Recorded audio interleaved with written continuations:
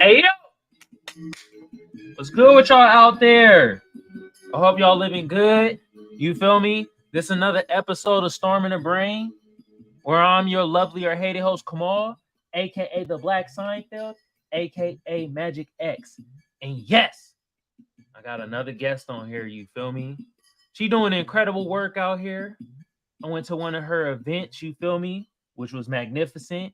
You feel me? You had workshops and shit, financial literacy and stuff like that, social media gurus and stuff like that. You feel me? Actually, you could tell them better than I can. You feel me? Y'all welcome and give a hand clap to Destini Perkins. You feel me? Let me find my. There we go.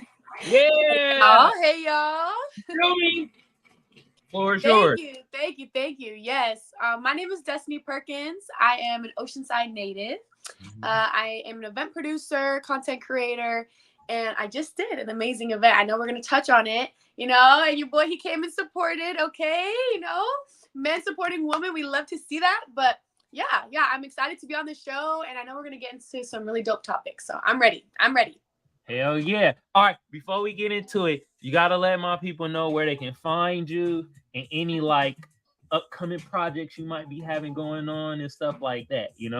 Yes. So you can find me on Instagram at Destini, Destini, Destini Perkins Official. So it's my only Instagram, Destini Perkins Official. And then if you want to contact me for collaborations, it'll be Destini Perkins Bookings, which is in my Instagram bio. My email link is there. So you can email me or reach me on Instagram. That's probably the best way. But I am on a few other social media platforms as well. So, and Well, then what other ones? and the other social media platforms? Yeah.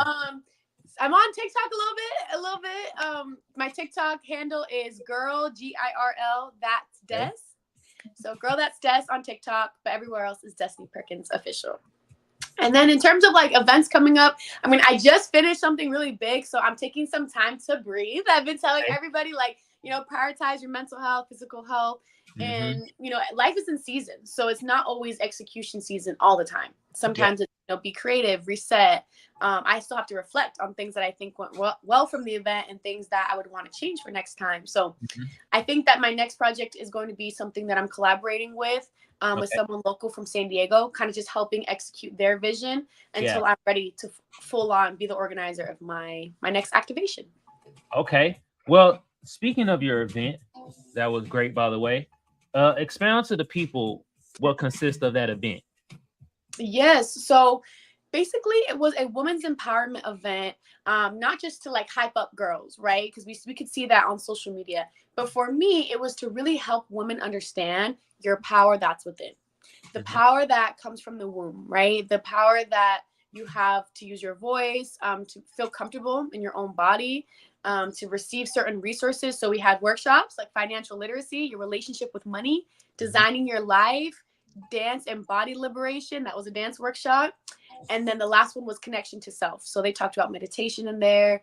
They talked about, just trying to overcome certain types of trauma that were always in a constant state of healing. So it was just well-rounded workshops that I designed to make sure that women had a day that they felt loved, they felt seen, and ultimately that they felt inspired to go out and just to go and create, because I was taught it's important to put ourselves in positions and in places to feel inspired, and not often we see that, right? Unless it's an event.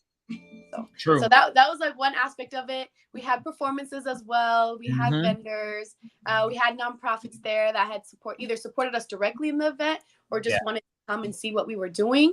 But there were 12 ladies from across the country, from 17 to 30, that were part of this committee. Some that I had met in person, some that I had not met at all until the day of the event. But when I met them, we had these conversations, and I told them, this is what I'm trying to do. I really, really, really care about women, and I want to make sure that we're going in the right direction, like a living culture, not a death culture, right? Yeah. And they agreed and they understood. So they trusted my vision, and we took off with that. And it took like 5 months to pull that off, put that together. And we did it. So it just showed me, like, when you come together, like with different ages of women, but you guys are all in sync on where you want to go, you really can accomplish anything. Hell yeah. And is this your first event, or have you done events before prior? I've done events prior, but Okay. not in California though. I went to school in Utah, so I Okay. did my first two initial events in Utah, and then this is my third one. Damn. All right. How was Utah? You know what I'm saying? So like, what I always talk about Utah is just there's a lot of room for growth, Okay. and there's pros and cons like to everything, right? I Yeah. think with Utah, what was cool was you could be the first of so many. So Mhm. you could really start. They're more behind than California, right? California passes laws faster. We move things faster over here, right? Over there, it's a little bit more slower. So, me being able to create events over there, they had never even heard or seen them before. And then also bring together certain Black people in Utah that have never met. So I had my first thing that I did was a networking mixer with Black women. Okay. So we united different cities of Black women, and we did that over a dinner. And so that was really cool. I mean, we sat there. We just thought we were gonna kiki ha ha, right? Laugh, Yeah. connect, make some jokes. Living in Utah, and ended up being like, some girls opened up and like they were crying at the table and talking about, I feel like we need to unite more African American women and African women because there's a big disconnect, on how we grew up, how we were raised. So we're having these deep conversations at dinner. So it was just really cool me seeing that. Wow, like that was so small to me, but like how I could just put that together. But for other people, they're like, no, like we're best friends now. Like we've been friends since that event, or we Yeah. connected. And I'm like, okay, so I'm that connector. I bring people together. Oh shit. Okay. That's what's up. It must be a small ass percentage of Black people in Utah. That is. It's probably like 2%. But God yeah, damn. literally, like it's very small. It's very small, but it's just like, there, like I said, there's pros and cons to everything. But I definitely knew that where I wanted to go, I had to come back to California. Okay. Hell yeah. Um, give some pros and cons about creating events, just in case somebody out there that's like a younger viewer that's like, I want to be an event planner. I want to plan events. You feel me? Give them some advice. You feel me? Mm.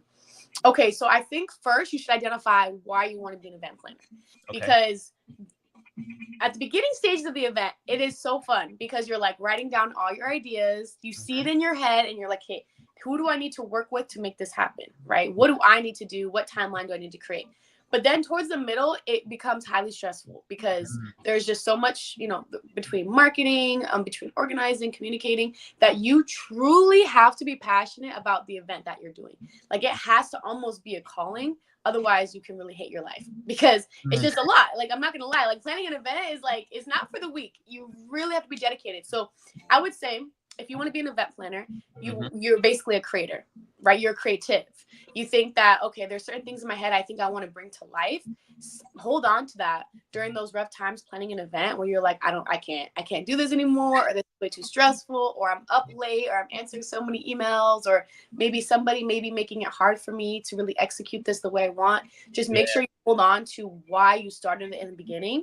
And most likely, if it's purpose driven or if it's a calling of yours, it's going to be easier for you to go through all those hurdles. So that's what I would recommend. Just remember your why and find people to collaborate with. Hell yeah. Okay. You spoke about being a creator, and I see that you're a content creator. Yes. Dive into that world for my people out there. How is it being a content creator? Yeah. So being a content creator it's a lot of different things. I know that from the outside looking in, people probably think like, okay, working with brands and stuff like that is super dope, which it is. You know what I mean? And you're able to just expand your craft in many ways. I started just making videos on Instagram, reels. I Yeah. would do videos on my story because I did a network marketing company like for a year or two. Okay. And so I started learning, how to market certain ways by making certain videos. And then now I'm like, no, I want to do like lifestyle content. I want to just be authentic. And that's really what companies, if that's something people are wanting to do, work with brands, they're looking for people who are authentic, because we're in a day and age, especially Gen Z. Like, I'm part Gen Z.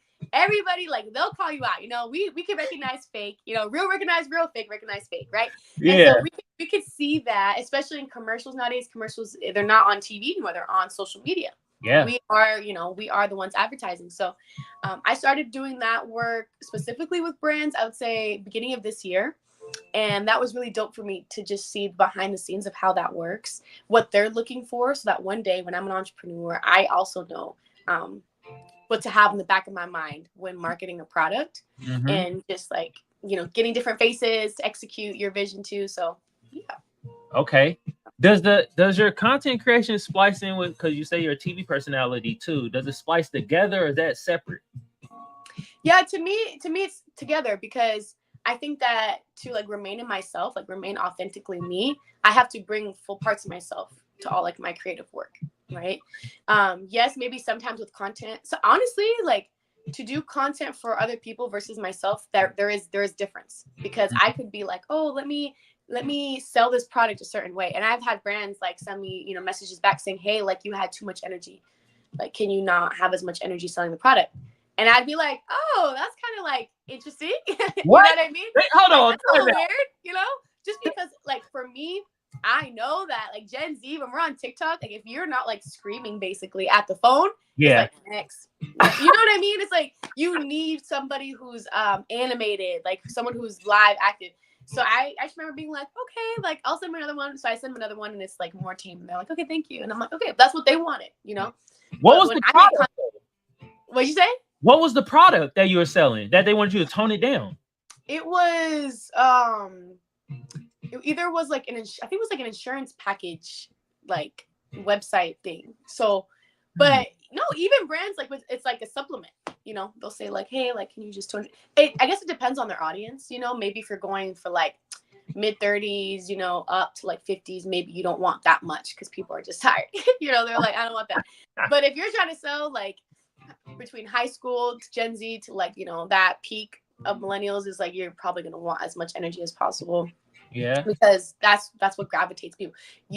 Products don't sell themselves, people sell products. Like someone could literally see you, connect with you, like your energy, and that's why they buy something. That's like 90% of sales all the time. Okay.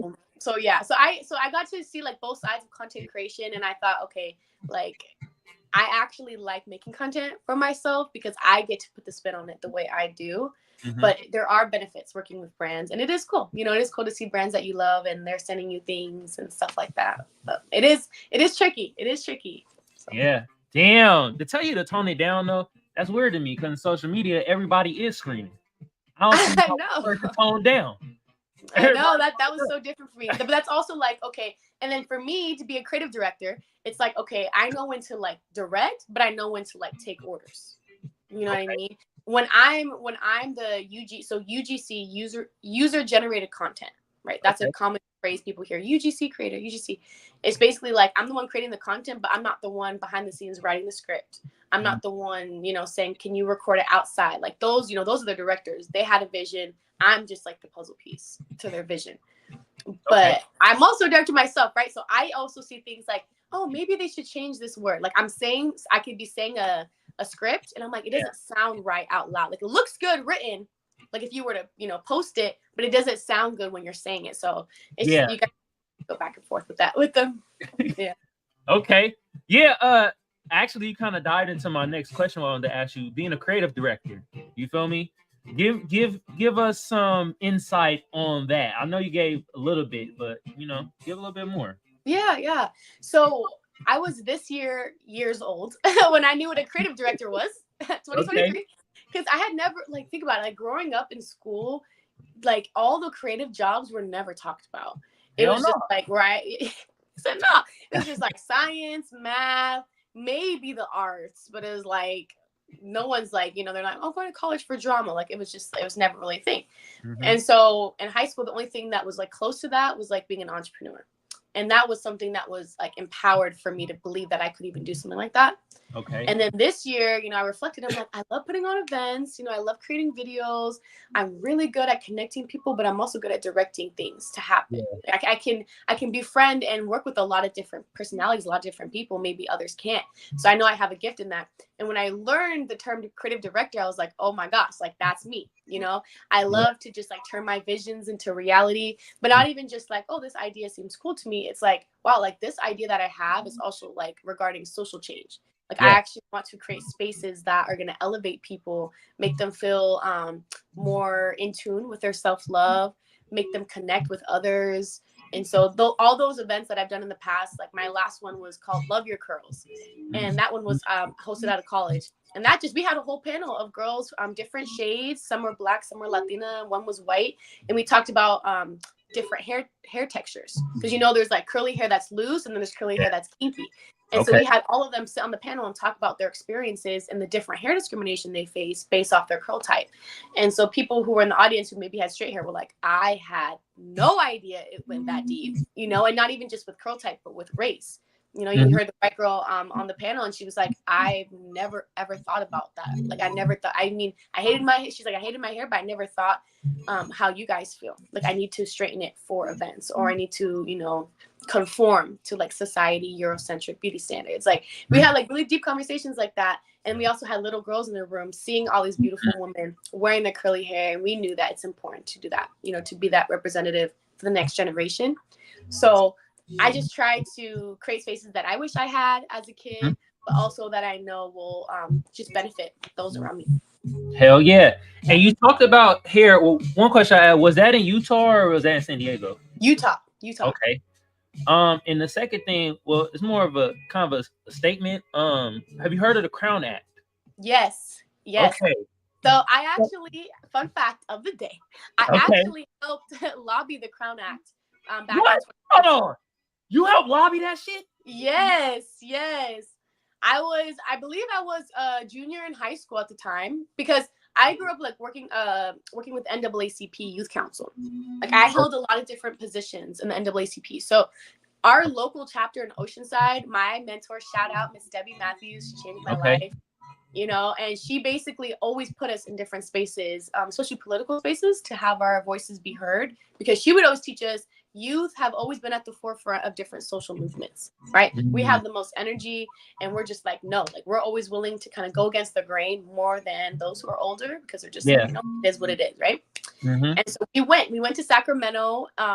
This was, I think, May of 2019. We went to Sacramento, and we got to lobby legislators and talk to their staff and things like that. And it was really cool because we got to share experiences. We had 7th graders talk about hair discrimination they face in the classroom. And you just saw them like just sit there and be like, wow, like, this is very much real. And it wasn't just us. It was NAACP chapters throughout California went to the Capitol to do that. So yeah, so then it was like 2 months later, it was like the end of July when we heard the news that it got passed. I was like, wow, that's so dope. Like, really, like, yes, it wasn't just me and it wasn't just this person, but collectively us coming together. And then as a youth, I just felt so empowered, that they actually care about us. They want to hear what we have to say. So hell yeah. So were you in like youth and government though? Or did you heard of that before? No, I haven't. I mean, I took like AP government in high school, but there was never a program that I was in that was like about government. Okay, because when I was in high school, I was in this thing called Youth and Government, and basically what you did is basically kind of what we did. We went to like conferences and stuff like that. Went to the state capitol.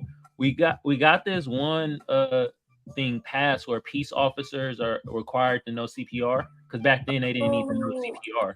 I remember hearing about that. Yeah. Yeah. So I'm like, yeah.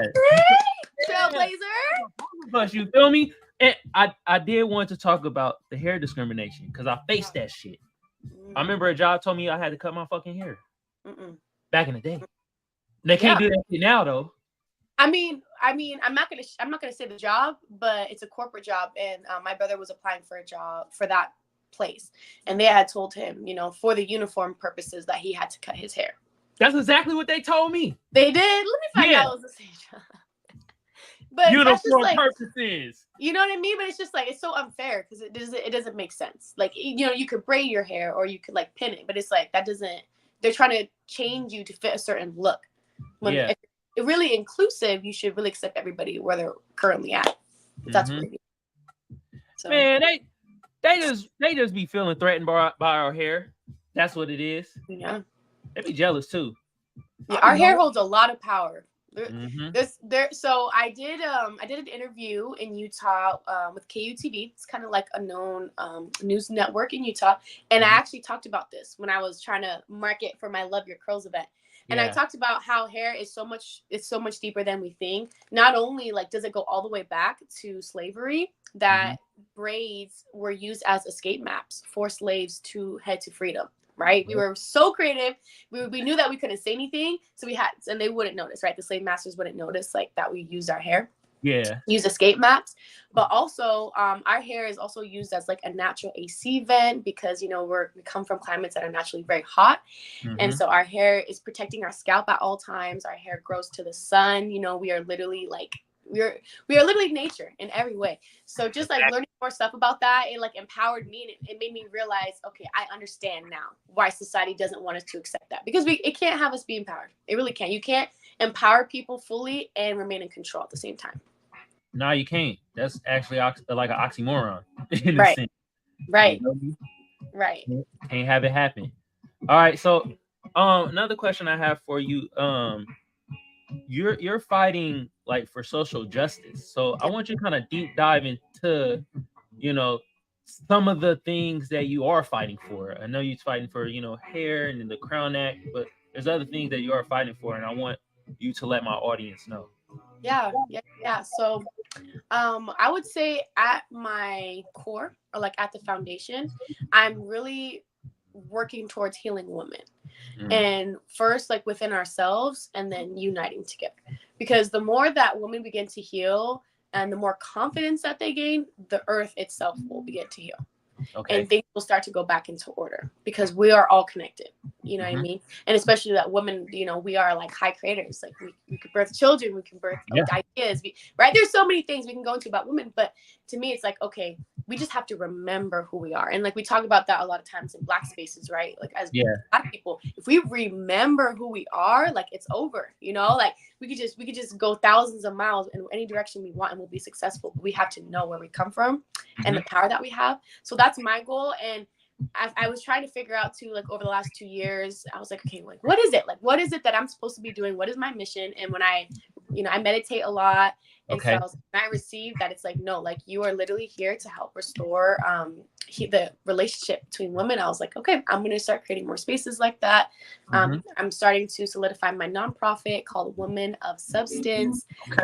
You know, so I'm in the works, you know, but just basically bringing women together from all different cultures, all different walks of life, and helping them be confident in their cultural heritage and just knowing who they are as women.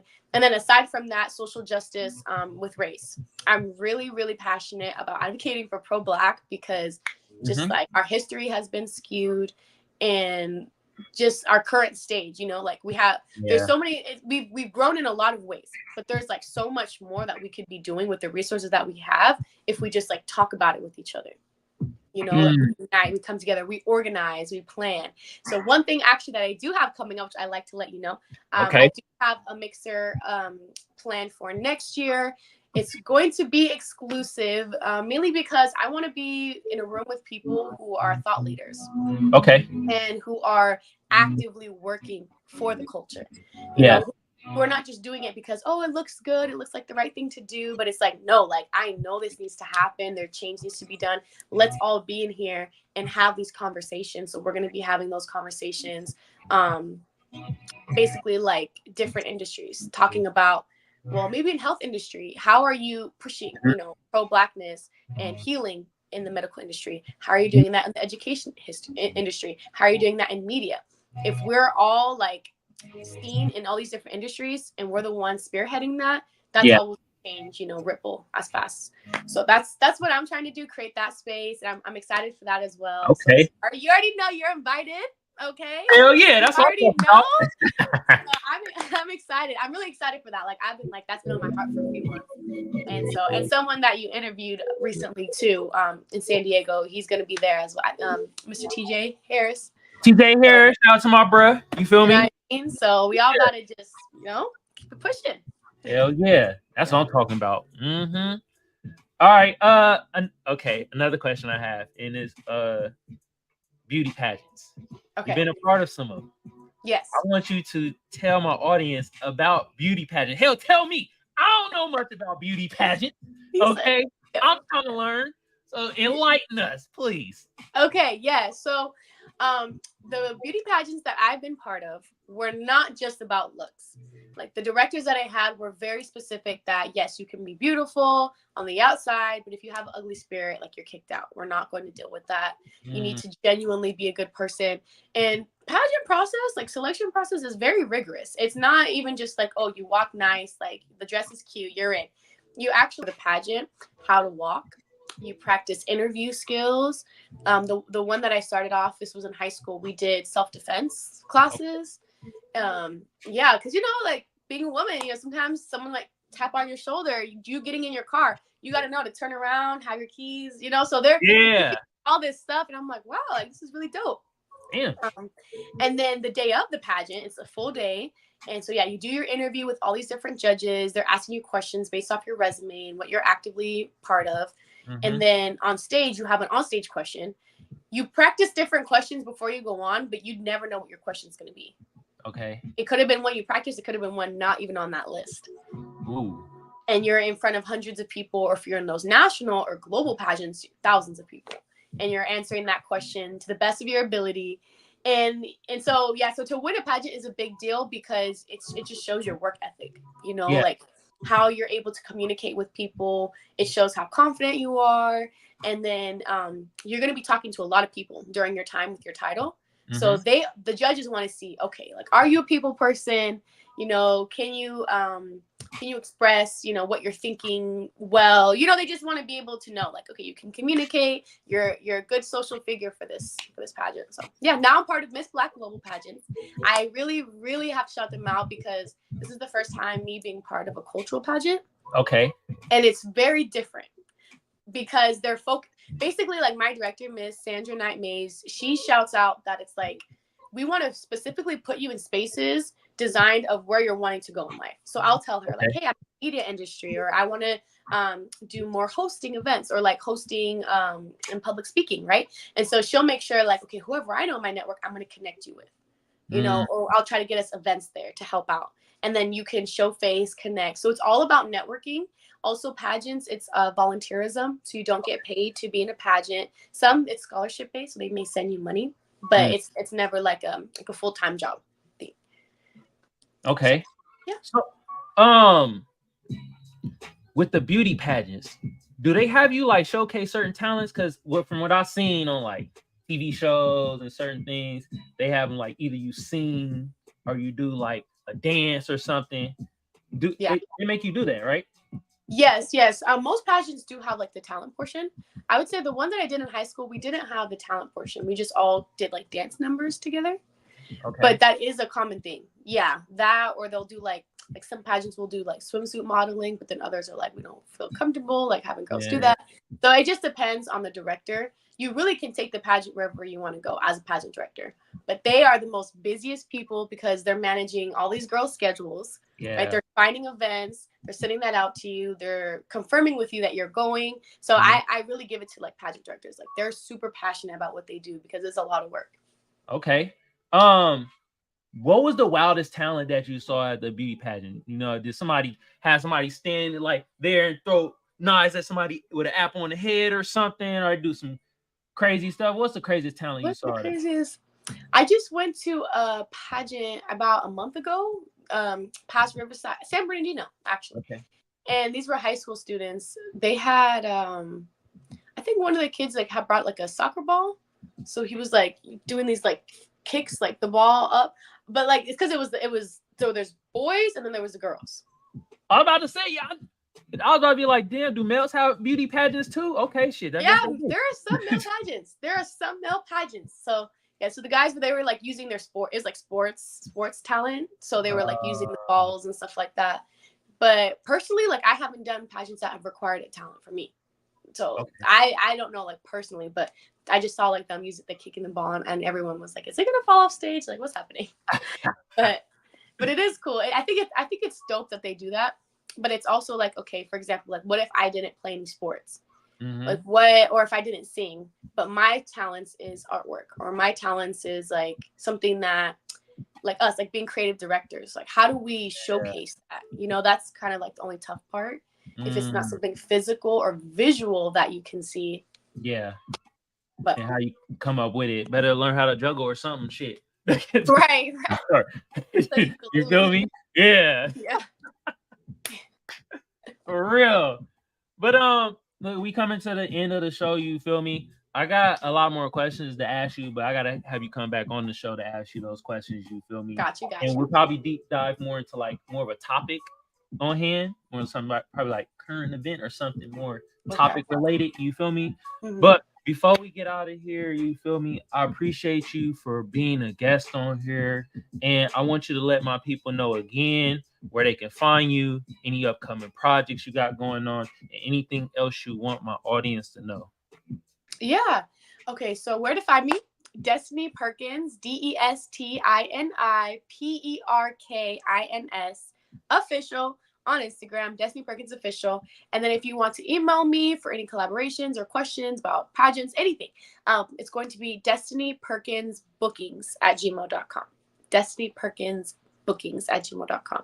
And then, yeah, upcoming events, definitely doing more things with women. I'm going to actually try to start doing more events in LA as well as San Diego, just to merge those communities together. That's another thing I want to do. Find out more resources over there.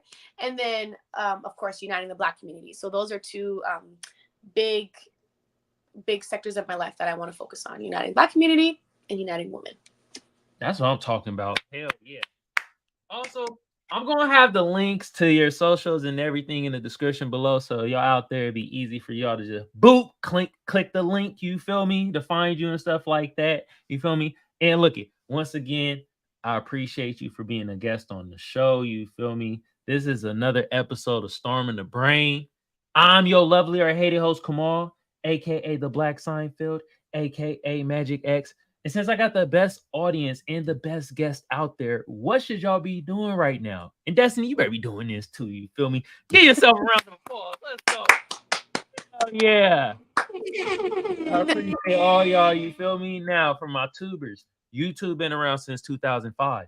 I don't need to tell y'all what to do to get the video or the channel booming. But just like the rest of the tubers say, I'm gonna say the same thing. Like a sub a share a comment a like. Y'all know what to do. Some of y'all smart out there, you feel me? Now for my Twitch family, hit your bro with a follow, hit your bro with a share. That'd be greatly appreciated, you feel me? I also appreciate my lovely sponsor, First Place Losers. The link to the shop gonna be in the description below. Y'all go check out the fire ass garments made out of 100% Egyptian cotton. I guarantee it boost your sex appeal up by, let's say, 23%. And look here, if it look good on me, it's gonna look great on y'all. All right. Now, with that being said, I appreciate you once again, Destiny. You feel me? And you're doing some great things. Thank you. You feel me? Thank you. I more that energy to you as well, because you are also doing great things. I appreciate you supporting. You know, a lot of people are like, yeah, I support, I'll be there. You showed up. First of all, he showed up at the event at 8 a.m. And I was like, wait a minute. Yeah, I thought it was hella early. Up yet. Yeah, you know what it is? It's because it was on Saturday. And like Saturdays, if I don't get up and do my shit early, I don't really be doing nothing. So it was like, man, I got up. I was up at like 6:30 and did all my marketing and stuff like that. Yeah. And it was a drive for me. So it was like an hour drive because it was in Oceanside and I'm in PD. So I didn't want to get in my lazy mode and be like, all right, you know. So yeah, I was there early. I was like, God damn, I could have came at 10:30. 11, but it's cool. I was there. You can't get 10:30, but it's okay. It's okay. I gotta get you interviewed too. So I don't know if we did that at the event or if anybody interviewed you, but nobody interviewed me though, so I wouldn't mind being interviewed. You feel me? Listen, in the upcoming events, the upcoming activations, we will have mics there. So okay, you can shout out what you're doing too. Your amazing stuff that you're working on. Hell yeah! All right, I appreciate that. All right, y'all, we about to get out of here, y'all. All right, peace out.